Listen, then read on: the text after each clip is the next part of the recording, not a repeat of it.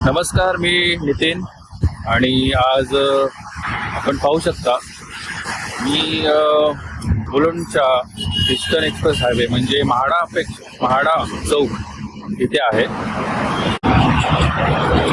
तर हे म्हाडापासून मुलुंड ठाण्याकडून म्हाडाला येणारा रोड आहे आणि तिथे बाजूला विसर्जन घाट आहे मुलुंडचा म्हाडाचा. हा एक्सप्रेस हायवे आहे मुलुंडचा आणि ते पाहू शकता ते खासदार मनोज कोटक ईशान्य मुंबई असा एक मोठा फलक लागलेला आहे. महानगरपालिकेचं आहे पण काय महानगरपालिकेचं नाव तर कुठे दिसत नाहीये.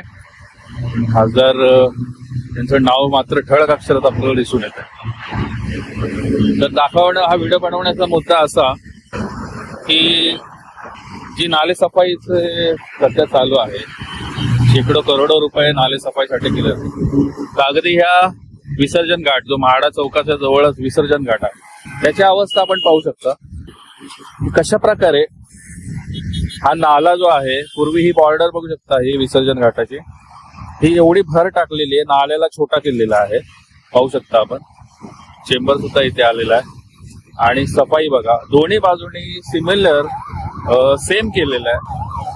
इथे डेब्रिज, बिल्डिंगच्या डेब्रिज आणून टाकल्या जात आहेत आणि ही जी वाइंडनिंग जी रुंदी असायला हवी ती हळूहळू बघितलं तर तुम्ही दोन्ही बाजूनी ही रिसेंटली तुम्ही पाहू शकता. याच्यामध्ये रिसेंटली भर टाकलेली आहे आणि ती नाल्याची साईज कमी केली जाते. ती का केली जाते, कशासाठी केली जाते हे सुद्धा आपल्याला येणाऱ्या काळामध्ये समजून येईल.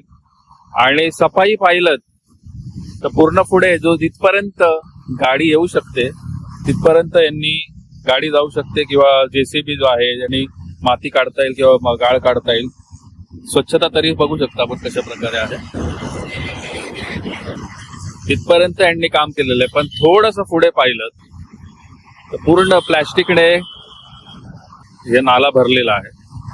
तर हे आहे मुलुंडचं म्हाडाच्या जवळचं हे विसर्जन घाट आहे. खासदार मनोज कोटक यांचा मोठा फलक लागलेला आहे. पण कशा प्रकारे हे नाल्यावरती सुद्धा डेब्रिज टाकून नाल्याचं रुंदीकरण बघा, थोडं याचा जेवढा त्याचा आकार होता तो थोडासा कमी करण्याचा प्रयत्न झालेला आहे. स्वच्छता ही तुम्ही व्हिडिओमध्ये पाहत असाल, मी सांगण्याची गरज नाहीये. तर महानगरपालिकेला एक विनंती आहे की जो हा नाला जो आहे मुख्य अवस्थेत जसा ओरिजिनल होता त्याची जी रुंदी कमी करण्याचा जो प्रयत्न आहे, ती माती डेब्रिज टाकून जो त्याला कमी करण्याचा प्रयत्न चालू आहे, हा कुठेतरी थांबला पाहिजे. आणि स्वच्छता ही पाऊस आता आज तारीख किती आहे आपण पाहू शकता. आज तारीखही आहे 14 तारीख झालेली आहे. तर पाऊस आता